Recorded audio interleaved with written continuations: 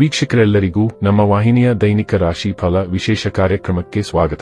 ಇವತ್ತಿನ ಈ ವಿಡಿಯೋದಲ್ಲಿ ನಾವು ವರ್ಷ 2025ರ ಜೂನ್ ತಿಂಗಳಿನ 2 ಮತ್ತು 3ನೇ ತಾರೀಕಿನ ದಿನಗಳದನು ರಾಶಿಯ ದೈನಿಕ ಫಲಗಳನ್ನು ತಿಳಿದುಕೊಳ್ಳಲಿದ್ದು, ಇಲ್ಲಿ ಈ ದಿನಗಳು ಧನು ರಾಶಿಯ ಜಾತಕದವರ ಪಾಲಿಗೆ ಹೇಗೆ ಸಾಬೀತಾಗಲಿವೆ, ಜೊತೆಗೆ ಈ ದಿನಗಳಂದು ಗ್ರಹ ನಕ್ಷತ್ರಗಳ ಸ್ಥಿತಿಗತಿಗಳು ಹೇಗಿರಲಿವೆ ಮತ್ತು ಇವುಗಳ ಪ್ರಭಾವ ಇಲ್ಲಿ ಧನು ರಾಶಿಯ ಜಾತಕದವರ ಪಾಲಿಗೆ ಹೇಗೆ ಸಾಬೀತಾಗಲಿದೆ ಅನ್ನೋದೆಲ್ಲವನ್ನ ಇಲ್ಲಿ ವಿಸ್ತಾರ ರೂಪದಲ್ಲಿ ತಿಳಿದುಕೊಳ್ಳೋಣ.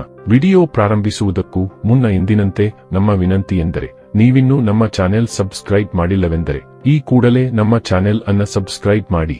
ಜೊತೆಗೆ ನಮ್ಮೆಲ್ಲ ವಿಡಿಯೋಗಳ ನಿರಂತರ ಅಪ್ಡೇಟ್ಸ್ಗಳಿಗಾಗಿ ತಪ್ಪದೇ ಪಕ್ಕದ ಬೆಲ್ ಐಕಾನ್ ಬಟನ್ ಕೂಡ ಕ್ಲಿಕ್ ಮಾಡಿ.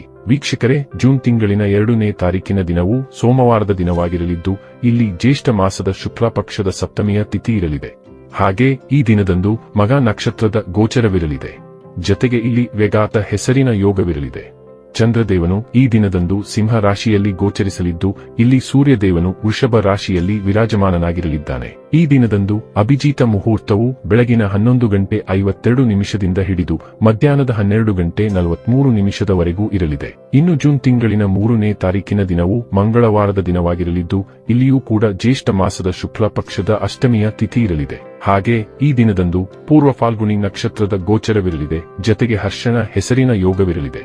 ಚಂದ್ರದೇವನು ಈ ದಿನದಂದು ಕೂಡ ಸಿಂಹ ರಾಶಿಯಲ್ಲಿಯೇ ಗೋಚರಿಸಲಿದ್ದು, ಇಲ್ಲಿ ಸೂರ್ಯದೇವನು ಸಹ ವೃಷಭ ರಾಶಿಯಲ್ಲಿಯೇ ವಿರಾಜಮಾನನಾಗಿರಲಿದ್ದಾನೆ.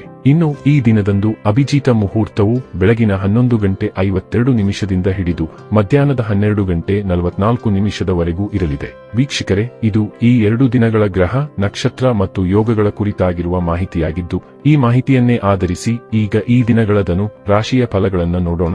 ಮೊದಲಿಗೆ ಇಲ್ಲಿ ಜೂನ್ ತಿಂಗಳಿನ 2ನೇ ತಾರೀಕಿನ ದಿನದ ಧನು ರಾಶಿಯ ದೈನಿಕ ಫಲಗಳನ್ನು ತಿಳಿದುಕೊಳ್ಳುವುದಾದರೆ, ಈ ದಿನದಂದು ಚಂದ್ರದೇವನು ಸಿಂಹ ರಾಶಿಯ ಮೂಲಕ ನಿಮ್ಮ ನವಮ ಭಾವದಲ್ಲಿ ಗೋಚರಿಸಲಿದ್ದಾನೆ.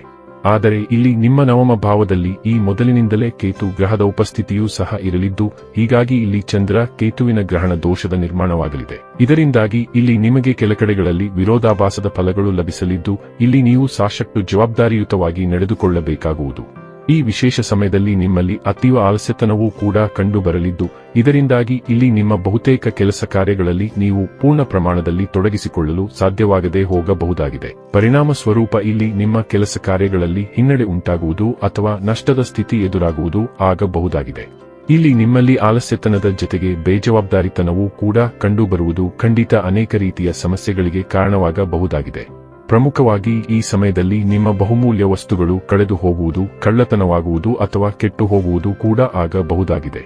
ಹೀಗಾಗಿ ಈ ವಿಶೇಷ ದಿನದಂದು ನೀವು ನಿಮ್ಮಲ್ಲಿರುವ ಬೇಜವಾಬ್ದಾರಿತನ ಮತ್ತು ಆಲಸ್ಯತನವನ್ನ ತ್ಯಾಗ ಮಾಡುವ ಮೂಲಕ ಮುನ್ನಡೆಯುವುದು ಹೆಚ್ಚು ಉಪಯುಕ್ತವಾಗಿರಲಿದೆ. ಇಲ್ಲಿ ಸಮಯ ನಿಮ್ಮ ಹಕ್ಕಿನಲ್ಲಿ ಇರದೇ ಇರುವುದರ ಕಾರಣ ಈ ವಿಶೇಷ ಸಮಯದಲ್ಲಿ ಹೊರಡುವ ಸಣ್ಣ ಸಣ್ಣ ಯಾತ್ರೆಗಳು ನಷ್ಟದಿಂದ ಕೂಡಿರಬಹುದಾಗಿವೆ. ವಿಶೇಷವಾಗಿ ಇಲ್ಲಿ ನೀವು ಯಾತ್ರೆಗಳ ವೇಳೆಯಲ್ಲಿ ದಂಡ ಪಾವತಿಸುವ ತನಕದ ಸ್ಥಿತಿ ಎದುರುಗೊಳ್ಳಬಹುದಾಗಿವೆ. ಇನ್ನು ಈ ಎಲ್ಲದರ ಜೊತೆಗೆ ಇಲ್ಲಿ ನಿಮ್ಮ ಸ್ವಭಾವದಲ್ಲಿಯೂ ಪರಿವರ್ತನೆ ಕಂಡುಬರಲಿದೆ. ಇದರಿಂದಾಗಿ ಇಲ್ಲಿ ನೀವು ನಿಮ್ಮ ಸಂಬಂಧಗಳನ್ನು ಕಾಯ್ದುಕೊಳ್ಳುವಲ್ಲಿ ವಿಫಲತೆಯನ್ನು ಅನುಭವಿಸಬೇಕಾಗಿ ಬರಲಿದೆ. ಹೀಗಾಗಿ ಈ ಅವಧಿಯಲ್ಲಿ ನೀವು ನಿಮ್ಮ ಸ್ವಭಾವದಲ್ಲಿ ಖಂಡಿತ ನಿಯಂತ್ರಣ ಹೊಂದಿರಬೇಕು. ವಿಶೇಷವಾಗಿ ಈ ಸಮಯದಲ್ಲಿ ನಿಮಗಿಂತಲೂ ಕಿರಿಯರೊಂದಿಗೆ ನಿಮ್ಮ ವೈಮನಸ್ಸು ಕೂಡ ಉಂಟಾಗಬಹುದಾಗಿದೆ. ಜೊತೆಗೆ ಇಲ್ಲಿ ನಿಮ್ಮ ಆರೋಗ್ಯದಲ್ಲಿಯೂ ವ್ಯತ್ಯಯ ಉಂಟಾಗಬಹುದಾಗಿದೆ. ಹಾಗೆ ಇಲ್ಲಿ ನಿಮಗೆ ತಪ್ಪು ಸಂಘ ದುಶ್ಚಟಗಳು ಕೂಡ ಅತೀವ ಆಕರ್ಷಣೆಗೆ ಒಳಪಡಿಸಲಿದ್ದು, ಇವುಗಳಿಂದಲೂ ನೀವು ಖಂಡಿತ ದೂರವಿರಬೇಕು. ಇಲ್ಲಿ ಕೆಲ ಬಾರಿ ಅನಾವಶ್ಯಕ ಸಮಸ್ಯೆಗಳು ನಿಮ್ಮನ್ನ ಸುತ್ತುವರೆಯಬಹುದಾಗಿದ್ದರೂ ಕೂಡ ಅವುಗಳನ್ನು ಧೈರ್ಯದಿಂದ ಎದುರಿಸುವುದು ಮಾಡಬೇಕು.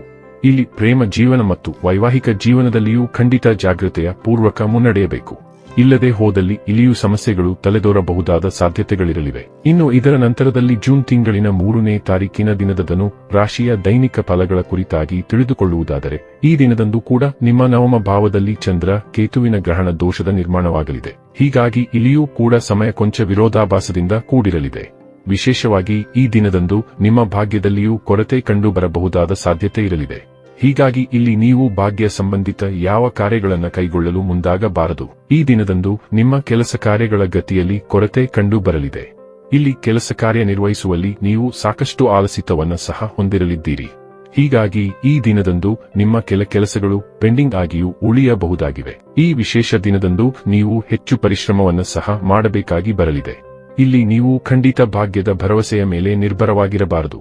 ಈ ದಿನದಂದು ನೀವು ಹೆಚ್ಚು ಕೆಲಸ ಕಾರ್ಯಗಳನ್ನು ನಿರ್ವಹಿಸುವಿರಾದರೆ ಮುಂದಿನ ದಿನಗಳಂದು ನಿಮಗೆ ಇದರ ಫಲಿತಾಂಶದ ಪ್ರಾಪ್ತಿ ಖಂಡಿತ ಉಂಟಾಗಲಿದೆ. ಈ ದಿನದಂದು ನೀವು ನಿಮ್ಮ ಕೆಲಸ ಕಾರ್ಯಗಳಿಗಾಗಿ ಎಷ್ಟು ಪರಿಶ್ರಮ ಪಡುವಿರೋ ಅಷ್ಟೇ ಪ್ರಮಾಣದ ಲಾಭ ನಿಮಗೆ ಭವಿಷ್ಯದಲ್ಲಿ ದೊರೆಯಬಹುದಾಗಿದೆ. ಇಲ್ಲಿ ವಿದ್ಯಾರ್ಥಿ ಜಾತಕದವರಿಗೂ ಮಿಶ್ರ ಫಲಗಳ ಪ್ರಾಪ್ತಿ ಉಂಟಾಗಬಹುದಾಗಿದೆ.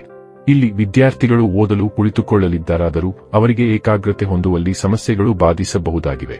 ಹೀಗಾಗಿ ಇಲ್ಲಿ ವಿದ್ಯಾರ್ಥಿಗಳು ಕೊಂಚ ವಿಚಲಿತರಾದಂತೆ ಕಂಡುಬರಲಿದ್ದಾರೆ. ಇನ್ನು ರಿಲೇಶನ್ಶಿಪ್ ಮತ್ತು ಮ್ಯಾರಿಡ್ ಲೈಫ್ನಲ್ಲಿ ನೀವು ಹೇಗೆ ನಡೆದುಕೊಳ್ಳುವಿರೋ ಅದೇ ರೀತಿಯ ಫಲಗಳನ್ನು ಹೊಂದಲಿದ್ದೀರಿ. ಹೀಗಾಗಿ ಇಲ್ಲಿ ನೀವು ಹೆಚ್ಚು ಜವಾಬ್ದಾರಿಯುತವಾಗಿ ನಡೆದುಕೊಳ್ಳುವುದು ಉತ್ತಮವಾಗಿರಲಿದೆ. ಒಟ್ಟಾರೆಯಾಗಿ ಇಲ್ಲಿ ಈ 2 ದಿನಗಳು ನಿಮ್ಮ ಪಾಲಿಗೆ ಲಾಭದಾಯಕವಾಗಿ ಸಾಬೀತಾಗಲಿದ್ದು ತಪ್ಪದೇ ಈ ಸಮಯದ ಸದುಪಯೋಗ ಪಡೆದುಕೊಂಡು ಮುನ್ನಡೆಯಬೇಕು. ವೀಕ್ಷಕರೇ, ಇದು ಈ 2 ದಿನಗಳ ಧನು ರಾಶಿಯ ದೈನಿಕ ಫಲಗಳ ಸಂಪೂರ್ಣ ಮಾಹಿತಿ. ಈ ಮಾಹಿತಿ ನಿಮಗೆ ಇಷ್ಟವಾದರೆ ವಿಡಿಯೋವನ್ನು ಲೈಕ್ ಮತ್ತು ಶೇರ್ ಮಾಡಿ. ಹಾಗೆ ಚಾನೆಲ್ ಸಬ್ಸ್ಕ್ರೈಬ್ ಮಾಡುವುದರೊಂದಿಗೆ ನಿರಂತರ ವಿಡಿಯೋ ಅಪ್ಡೇಟ್ಸ್ಗಳಿಗಾಗಿ ತಪ್ಪದೇ ಪಕ್ಕದ ಬೆಲ್ ಐಕಾನ್ ಬಟನ್ ಕೂಡ ಕ್ಲಿಕ್ ಮಾಡಿ.